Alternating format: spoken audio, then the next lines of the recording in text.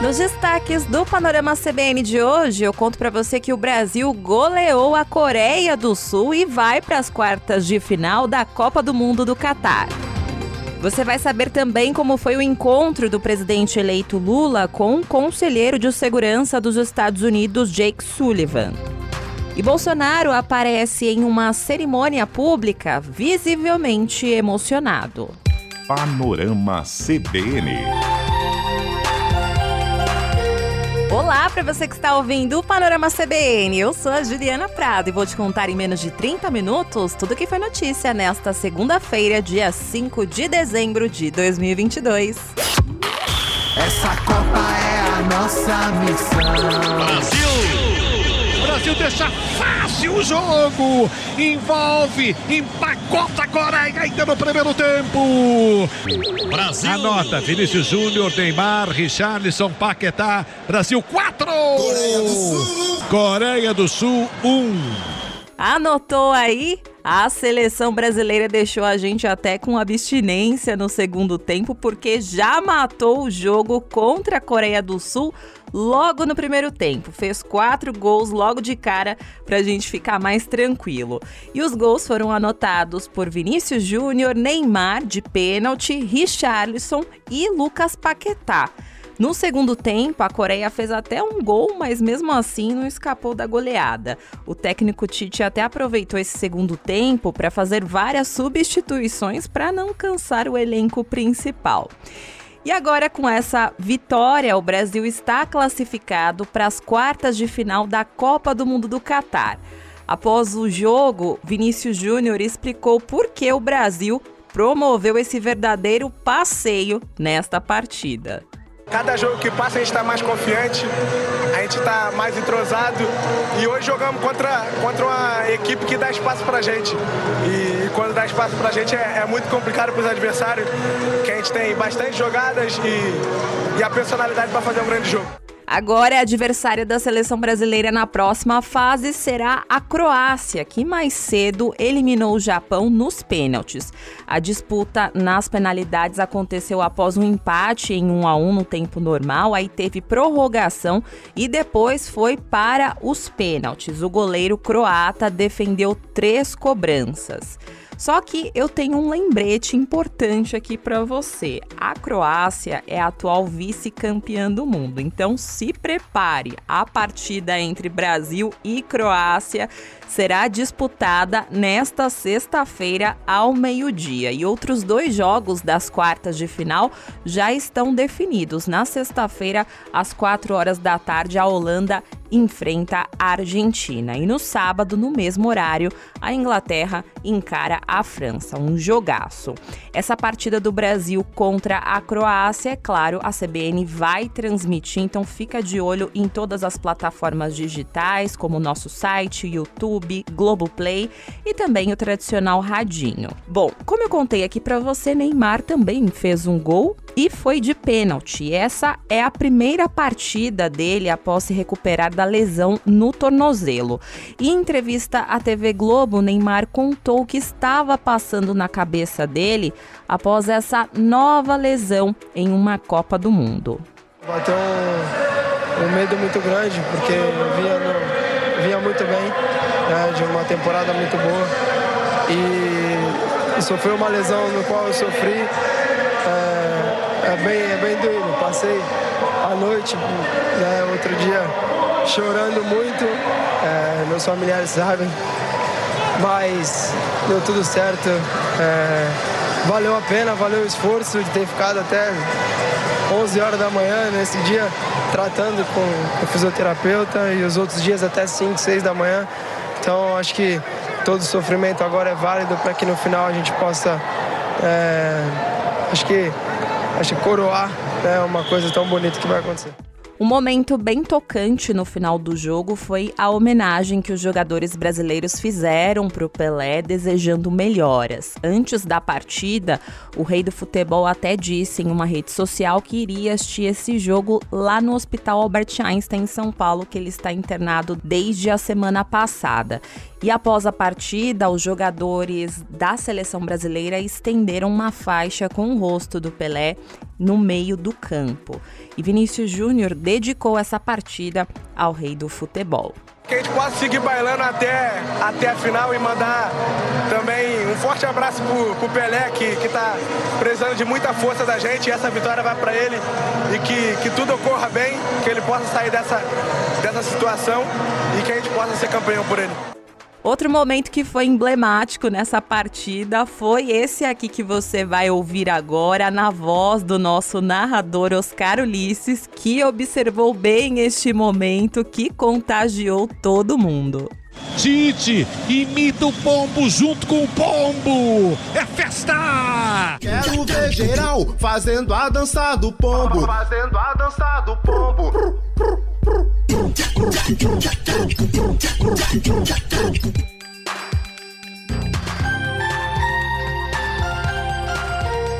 Agora eu vou me recompor aqui, porque eu preciso trazer as outras informações do dia, né? Antes desse jogaço do Brasil, teve reuniões importantes lá em Brasília, no gabinete de transição do novo governo. E o presidente eleito Lula, ele se encontrou com um conselheiro de segurança dos Estados Unidos, o Jake Sullivan. Esse encontro durou mais ou menos 2 horas e tratou sobre vários assuntos, como, por exemplo, a necessidade de uma reforma no Conselho de Segurança da ONU.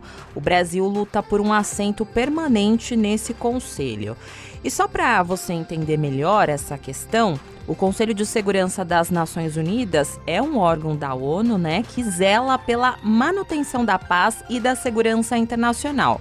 Esse é o único órgão do sistema internacional que é capaz de adotar decisões obrigatórias para todos os 193 Estados-membros da ONU, podendo inclusive autorizar intervenção militar para garantir a execução das suas resoluções. Esse conselho ele é conhecido também por autorizar o desdobramento de operações de manutenção da paz e missões diplomáticas especiais. Atualmente, esse conselho ele é composto por 15 Estados-membros, sendo 5 membros permanentes com poder de veto, como os Estados Unidos, a França, o Reino Unido, a Rússia e a China. Os demais 10 Estados-membros são eleitos pela Assembleia Geral para mandatos de 2 anos. E no encontro de hoje, Lula e o representante dos Estados Unidos falaram justamente sobre o aumento no número de membros desse conselho e citaram a América Latina e a África.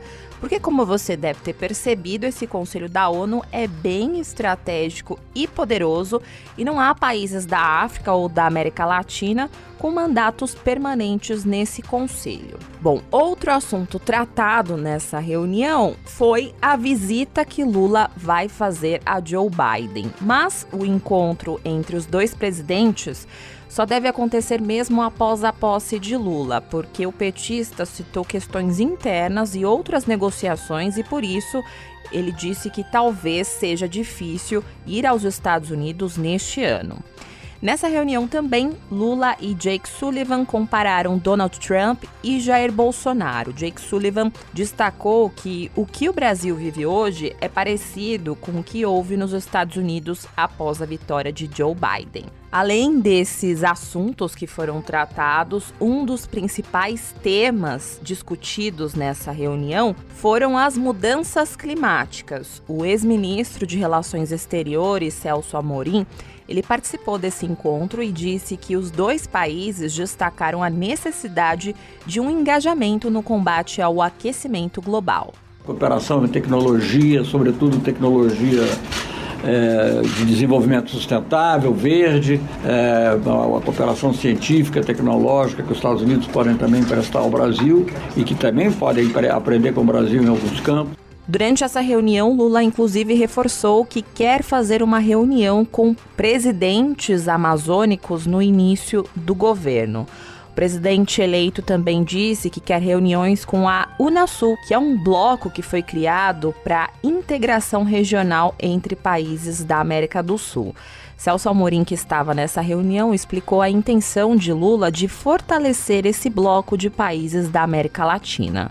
Interesse de fortalecer o Mercosul, de fortalecer as instituições sul-americanas, chegou a mencionar a importância da Unasul, como o Conselho de Defesa da Unasul foi importante para evitar crise aqui internas, falou do Mercosul nesse âmbito, desse contexto também, mas não foi falada, não houve referência a um acordo de comércio Mercosul-Estados Unidos. E em paralelo a esse encontro, o grupo de transição que está negociando a PEC da transição também trabalhou hoje. E vários membros entraram em ação, incluindo o presidente do Senado, Rodrigo Pacheco. E por que ele entrou em ação? Porque essa proposta ela deve ser votada primeiro no Senado, na quarta-feira, e depois vai para a Câmara. E para que tudo isso esteja devidamente alinhado e seja votado o mais rápido possível, Rodrigo Pacheco e alguns senadores se reuniram hoje com o presidente da Câmara, Arthur Lira, em busca aí de um acordo para aprovação da chamada PEC da transição. Relembrando você, rapidamente, essa proposta ela autoriza gastos fora do teto para viabilizar a manutenção do pagamento de R$ 600 aos beneficiários do Auxílio Brasil, que vai voltar a chamar Bolsa Família. Essa proposta também tem o objetivo de recompor o orçamento de programas considerados essenciais pelo governo do presidente eleito. E, entre outros pontos, essa proposta autoriza o governo a gastar no ano que vem 198 bilhões de reais fora do teto de gastos, que é um valor que é considerado muito alto pelos analistas do mercado, porque eleva a dívida pública e gera incerteza sobre as contas do país. E sobre isso, hoje o autor da PEC da transição, o senador Marcelo Castro, que estava nessa reunião com Pacheco e Lira, saiu dizendo lá do encontro que esse texto que está em análise no Senado deve sofrer mudanças. Ele adiantou que o período em que o Bolsa Família vai ficar fora da regra do teto de gastos provavelmente vai ser reduzido de 4 para 2 anos. O senador Marcelo Castro explicou quantos votos o governo eleito precisa para que essa proposta seja de fato aprovada. Nós precisamos de 3/5 de votos no Senado e de 3/5 de votos na Câmara. Então são 49 senadores no mínimo e 308 deputados, o que não é fácil de se conseguir. Mas estamos em negociações e em entendimento. É factível e precisamos votar, porque eu preciso fechar o meu relatório do orçamento da União. E eu só posso fechar depois de aprovada a PEC, para saber de quanto eu vou dispor para constar do meu relatório. E para facilitar essa aprovação, o líder do PT na Câmara, Reginaldo Lopes, também disse que está na mesa de negociações a possibilidade do Congresso aprovar um texto que permita ao governo Bolsonaro gastar fora do teto de gastos antes da gestão terminar, para cumprir aí compromissos, como o pagamento de aposentadorias. Essa mesma proposta abriria também uma margem para liberar as emendas de relator conhecidas como orçamento secreto. E como é que funcionaria essa estratégia? Seria antecipar para o final de 2022 a possibilidade de se gastar, sem ferir aí a regra fiscal, o excesso de arrecadação do atual governo.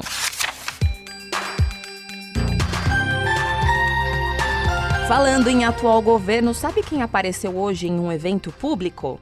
O presidente Jair Bolsonaro, pois é, mas hoje ele repetiu a tática que ele está adotando desde que perdeu a eleição e não falou nada. Mas o que chamou a atenção mesmo nessa cerimônia de cumprimento a oficiais das Forças Armadas foi a reação de Bolsonaro, porque ele chorou durante esse evento militar. Bolsonaro apareceu visivelmente emocionado enquanto apertava as mãos dos oficiais lá no Clube Naval de Brasília. Em alguns momentos, ele chegou até a enxugar as lágrimas. Mas, fora isso, Bolsonaro não teve mais nenhuma reação. Essa é a terceira solenidade militar que Bolsonaro comparece em um período de 10 dias e, nos 2 eventos anteriores, o presidente também não havia discursado.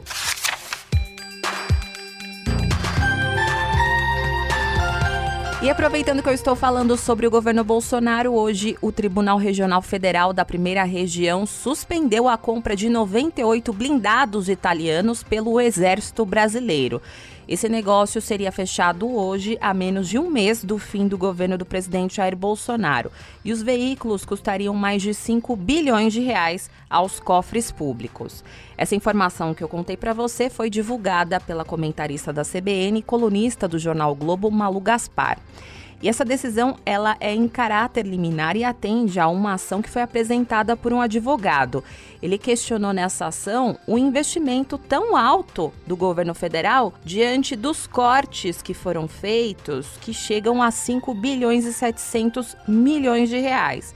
Nos últimos dias, você está acompanhando aqui no Panorama CBN que esse contingenciamento do orçamento de alguns ministérios causou, entre outros reflexos, paralisações em serviços de universidades, bloqueios de bolsas e também a paralisação na confecção do passaporte.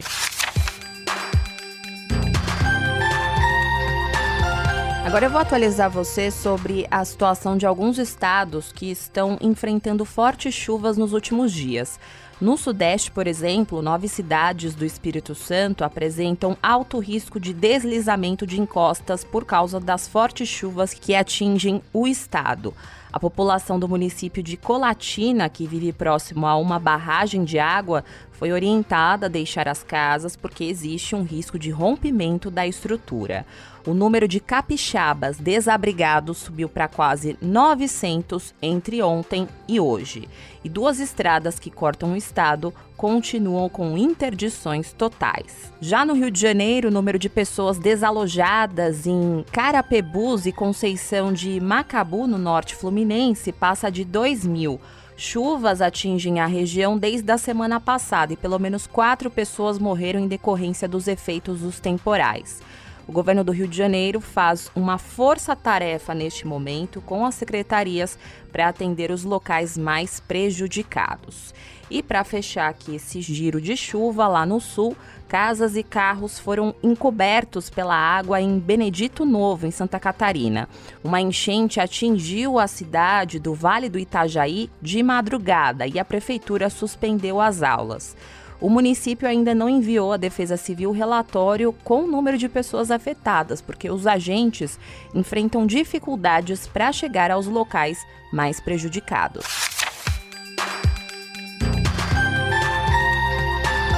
Aproveitando que eu estou no sul do país, trago informações sobre o Rio Grande do Sul, porque a Corregedoria da Brigada Militar abriu hoje uma investigação para apurar o envolvimento de policiais militares em um caso de tortura de 2 homens suspeitos de tentar furtar pacotes de picanha de um supermercado. Esse caso aconteceu em outubro em um supermercado de Canoas, na região metropolitana da capital, e de acordo com a polícia, os 2 homens teriam furtado 2 pacotes de picanha com custo de R$100 cada.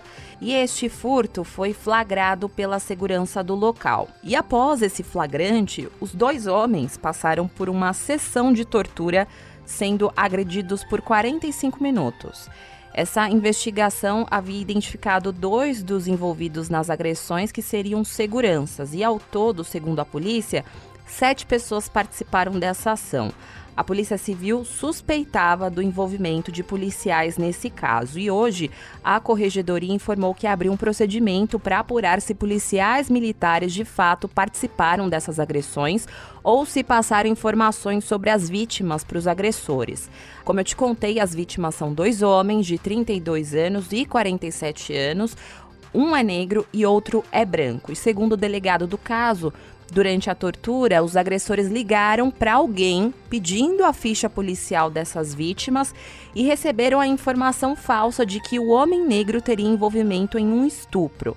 Após essa informação, então, ele passou a ser alvo das agressões, teve ferimentos graves e chegou a ficar em coma.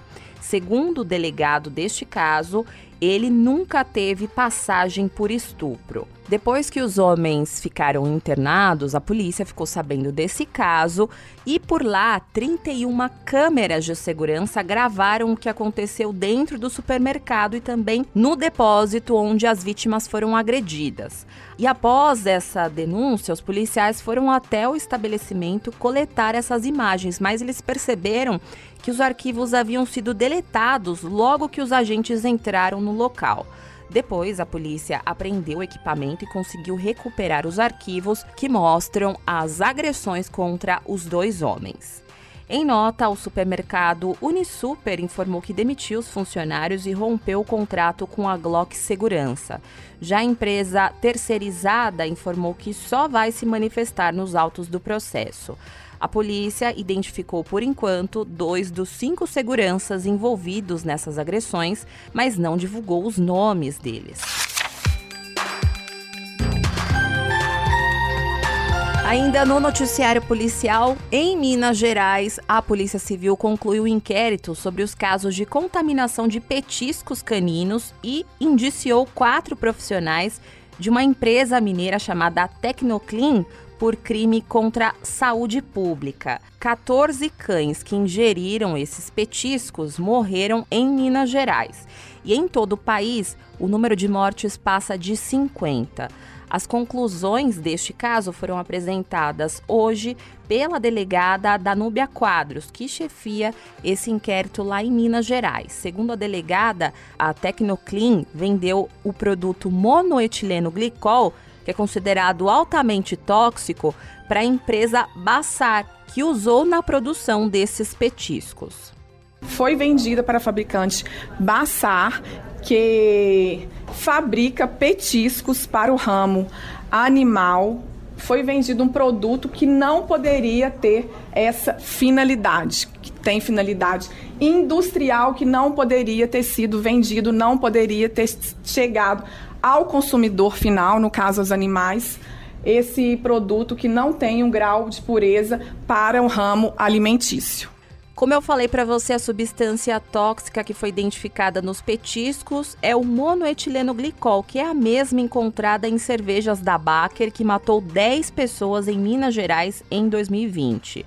A Polícia Civil identificou que a Tecnoclean usava tambores com cores bem parecidas para guardar o produto tóxico e o propileno glicol, que pode sim ser usado no ramo alimentício.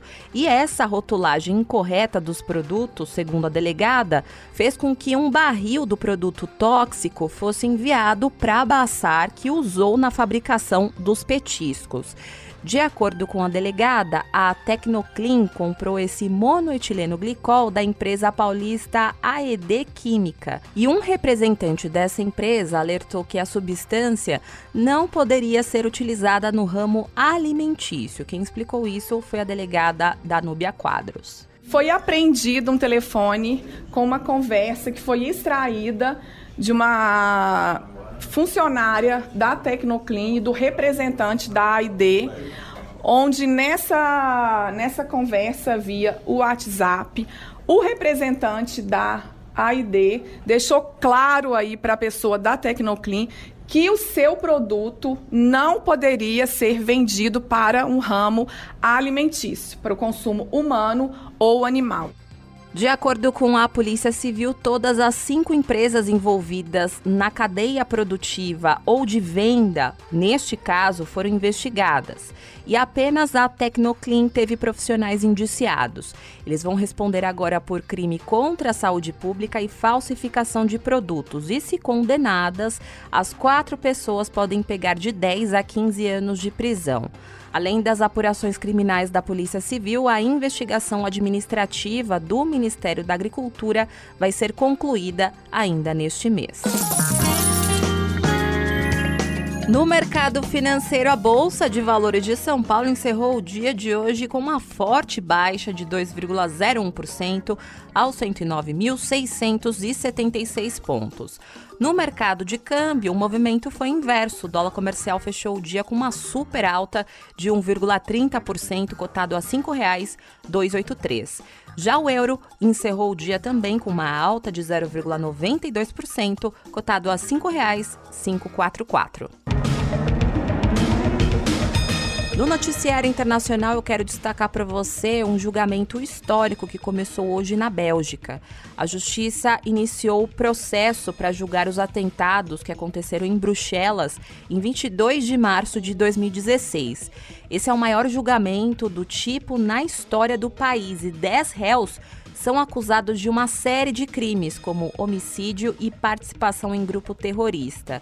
Relembrando para você esse caso, os extremistas mataram 32 pessoas e feriram mais de 300 em 3 ações que paralisaram a capital belga. Esses crimes foram reivindicados pelo Estado Islâmico. E poucos meses antes, essa facção havia matado cerca de 130 pessoas em atentados que aconteceram em Paris, na França. Panorama CBN. Quero ver geral fazendo a dança do pombo. Fazendo a dança do pombo. Agora eu vou indo nessa, em clima de Copa do Mundo, com a música do Richarlison, né? E é no ritmo da dança do pombo do MC Faísca que eu vou embora. Muito obrigada pela companhia de hoje.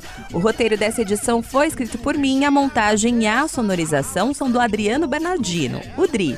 E você pode me encontrar lá nas redes sociais, no @Juliana_Deprado no Twitter, no Insta é só procurar por @JulianaDeprado e tem também o e-mail que é o juliana.prado@cbn.com.br. E não se esqueça que amanhã tem a edição da manhã do Panorama CBN, a partir das 7 horas da manhã, com a Bianca Santos. Combinado? Beijos pra você e até mais! Quero ver geral fazendo a dança do pombo. Fazendo a dança do pombo.